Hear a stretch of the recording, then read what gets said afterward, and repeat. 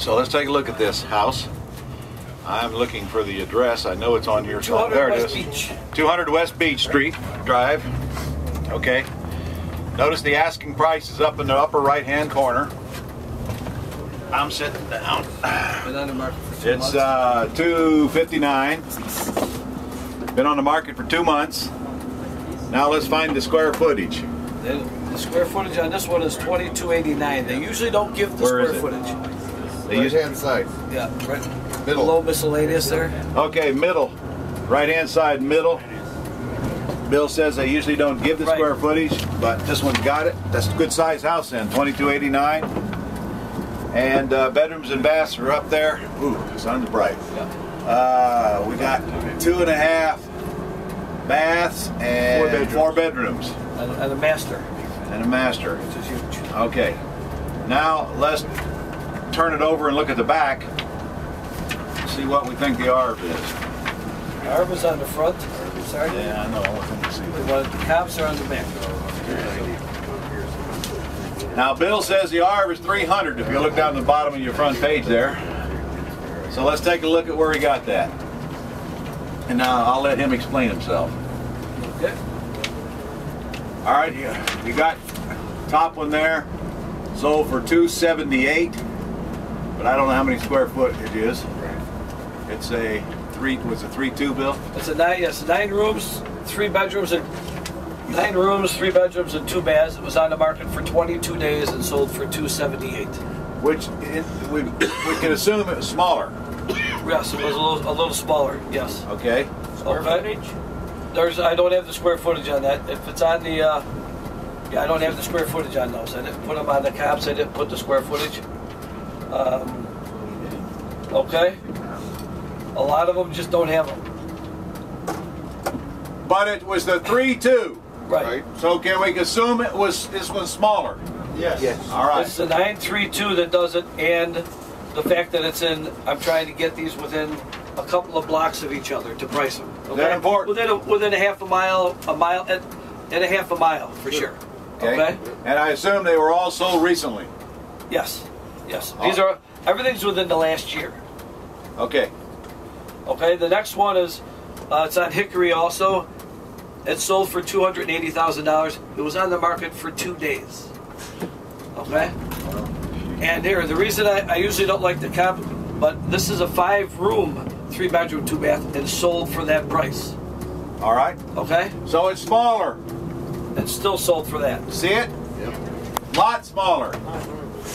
And it's over 280. In how many days? 2. Yeah. Is that a good sign? Yep. Yeah, What does that mean? houses go quickly. The area's hot. It means that the area is hot, and that probably was underpriced. Price right. Exactly. Yeah. Is it distressed? All right. Third? No. Third one? The third one is this is 313 Bittersweet. This was on the market for 200 days. This house, you can tell by the price, it sold for 370. It's definitely a much nicer house than this one. Okay, and it's a 9 rooms, 4 bedrooms, 2.5 bathrooms. As ours is. As ours is. So this is 370, but How do you know it's a nicer house? well, I saw the pictures. Saw the pictures? Yeah. Okay, what we're going to do is we're going to run by that comp. And we'll find out if it's as nice as me. We're going to run by the comp. It's right there. We're going to find out if we think it's that much of a nicer house. What am I trying to do? Raise your highest comp. I'm trying to bump my ARV. That's what I'm trying to do. And I got to tell you, I got a lot of evidence in my favor. I got a lot of evidence in my favor to bump the ARV, but I would like to look at that 370 first.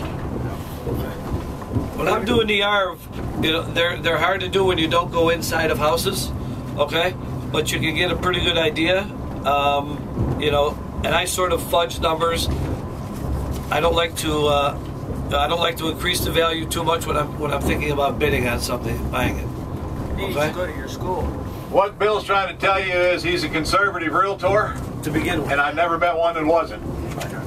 Your realtors are always going to give you ARVs, sometimes lower than you could justify.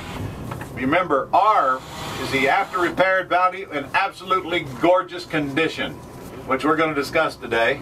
The kind of house that he would love to get listed because he knows it'll go quick. Our house is going to be as pretty as anything else in the neighborhood and prettier than most everything else on the neighborhood. And also remember, we do not conservatize our ARV. Our offer is where we build in our conservatism. Remember that? Our ARV is our ARV is our ARV. So we have to decide what that ARV is based on comps and common sense. One of the common senses is we're going to look at that comp. As probably a good idea for you guys to do. If you're concerned about what your ARV is, go take your highest comp and see how it compares by getting your butt out there and looking at it after you've got a good reason to go. Okay? Obviously, we do that after we got an oral agreement. If I'm sitting at home making offers from my iPad. Today we have the luxury of going out and doing it right now. So if a 300 will work, and we make our offer based on his 300, then obviously if we can get a bump in the ARV, it's one of those bonuses you get. And I love bonuses. Do we have ages on these houses? Don't have ages on them, and it has really nothing to do. 1970. Oh, I'm talking about the comps. Yeah, not on the comps. It really has nothing to do with your ARV. It's not going to change your ARV. I would like to have seen the square footage on it, but if they don't have it, they don't have it. So you got to adjust.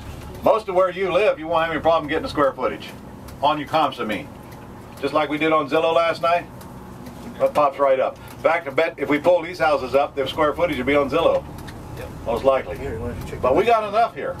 We got enough. By the way, Bill, are these the 3 top sales in this neighborhood? You know what, Ron? I looked at so many, it's hard to remember them all. I don't know. No, I don't know that there are the 3 top sales. Okay. All right. There's some others that you go down the block a little further, and they're totally different style houses. Yeah. Totally, and they're a lot newer and things. Right. Okay, in some areas. Contemporary looking. Yeah. All right. Well, we'll know when we look at the comps. He's going to try to look up the square footage on the comp. That's a good idea. Look up the square footage on that last one. Eric's going to try to look up the square footage on that last comp. We'll see what it looks like. Ours is what, 22 something? 22. That's a good sized house. Yeah. That's a huge house. Is that the American dream or what? Yes. Bittersweet. All right, so what do you think the ARV is? 320, 330. You know what my gut's telling me? I know you want to go for 300, 320. I bet you we got a 3 1/4 ARV. Ron, square footage is 2407. 2407 on your bottom comp, His estimate is 405. which is right on target. His estimate is 405 on the bottom comp. Yes. It sold for 370. What was the square footage here? 2407. Well, while you're at it, pull up square footage on the other 2. Good thing we brought Eric, huh? Yep. Yep. It's hot in here. Little air, Andre. It's a hot group. What are special addendums on the final sales? Special addendums are all of those things that the bank comes up with that says it's as is, where is, and if you don't like what you bought, tough, don't call us. You have no recourse about anything. That's what they all say. The first one, 316 Hickory, is Yes. 1279 square foot. Oh my goodness. Yeah, so see that? Yeah. 316 Hickory is only 1279 square foot. Write that on here. Write that. Write that. That's right. 1279 square foot. That's not even a comp then, is it? Nope. I wouldn't use it. And look at what it sold for. 278. I'm loving it. Might have to raise my ARV. You know what? That bottom one, the 2400 one, is a valid comp. Now let's go take a look and see what these 2 houses look like. See how big a difference there is. What was 316 Hickory? 1279. 2400 square foot, right? The bottom one. The bottom was The bottom was 2400. The top was 1274. Wait, 170. 316 Hickory is? 316 Hickory is 1279. Okay. And it sold at 278. And 117 Hickory is 1515. And it's saying it's a studio with 3 baths. 117 Hickory is 1,515 square feet. Which one is what they're selling for? Yeah. 1279 is the top You should one, do. 1515 You is should the have second done one, square and footage. 2407 is the last Because I'll one. tell you right now, that 1200 would be good. Well, but they're close in the neighborhood. I got that. So you got to compare square foot to square foot. Right. You got it. That's closer to your comp, right? Yeah. Your ARV right there. See how much difference. Yeah, take a look at it. We'll, might adjust it down a little bit, but I think we're way above 300. Yeah, so that's what the closest, I was closest in reality. Yeah. All right. Suppose I were buying this house to renovate it and retail it. 405. That's the way. And I got my arm best I could, like we're doing now. That's whacked out. I put it under contract. What should we do before we close it? Check the titles. Well, check the titles automatic. Okay. Of course, that's going on. The lender's going to do that for you anyway. But what else would we do? There's two things if you intend to renovate it. You should get it appraised in its after repaired condition, and that's your own appraisal, and it's worthless to anybody else. It's for your own information. For $300 or $400, it's valuable information for you to have. If you're going to have a problem, have it going in, not going out. And you also should get a repair estimate on it, if you can get a contractor in it while it's in escrow. Sometimes you can, sometimes you can't. Once you've done a few, you may not need to do that anymore. But on your first one, I would prefer you avoid those nasty surprises. And in order for you to get a repair estimate on this, it's up to you to go into the house and create a list of what you expect the contractor to do. And generally, I do that with the contractor present. And the more mind you got in it, the more stuff you catch. Because your contractor is going to hold that against you. If it ain't on the list, he's going to want to charge you extra for it. I'd rather he create the list. I let the contractors create the list. And go tell me everything this house needs to get it in absolute sellable condition and come back with an estimate. And then I take his list and I go look and see if he missed anything. And now I can hold his list against him. Because at the bottom of my agreement it says, this is the bid to do this and anything else it needs to be showable. So if he missed it tough, he eats it. It only took about 15 years to learn that one. Let the contractor create the list. You have to work with them the first time or two, and after that they can go look at the house and bring you the list, and then you just go check the list. You don't even, I mean, you should go check the list with the contractor present so you can go over the stuff. And when they bring you a bid, they're going to try to just give you one bid, all inclusive, without identifying what they're charging you for. No, no. I want to know, now look, I don't need to know how many linear feet of molding are going in the living room. I don't give a rat's ass. What I do need to know is the breakdown of at least the major components. I want to know what he's going to charge me for the roof, the kitchen, the flooring, the major components.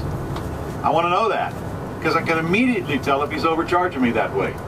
Contractors create bids like attorneys create bills.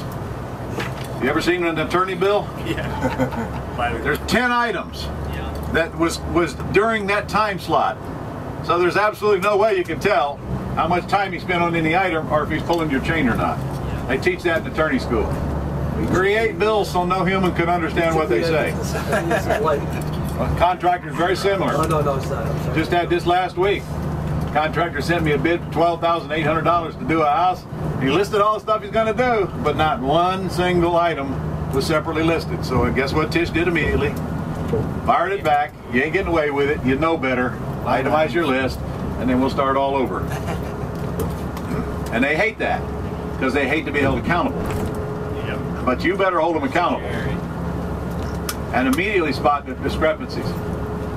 I gave you a list of what this stuff costs, guys, and I'm telling you right now, if your bids are way off of those numbers and your model is similar to my size, you better be questioning why, because you're going to be overcharged very, very quickly. Now the house we're looking at here first is twice the size of my model, isn't it? Isn't it? Yes. However, that simply means you mentally adjust. By the way, is the roof on this house no more expensive than the roof on the house? Well, this house has got 2 stories on it, and it's got, this is going to be, I don't know if this house needs a roof or not, but take a look at the picture. See, you got 2 levels there, and a weird looking. If you look at the lower level of the roof, though, that's a pretty simple roof. And the higher you go up, more it's going to cost, more dangerous it is. And rightfully so, they should charge more. They're doing a 2-story roof than a 1-story roof. Workman's comp cleans their clock. It's the biggest expense a roofer has. And you have a back. Yeah. So you adjust accordingly. Now, if I've got 2,200 square feet, that means I got 2,200 square feet of floor space. So my floor numbers are going to double. But by the way, I've never seen a house where I had to cover every square inch of the floor of the house. That's just not what happens. There's always some areas that don't need covered. Paint. It's a larger house, so I'm going to have to go up. So we're going to adjust accordingly.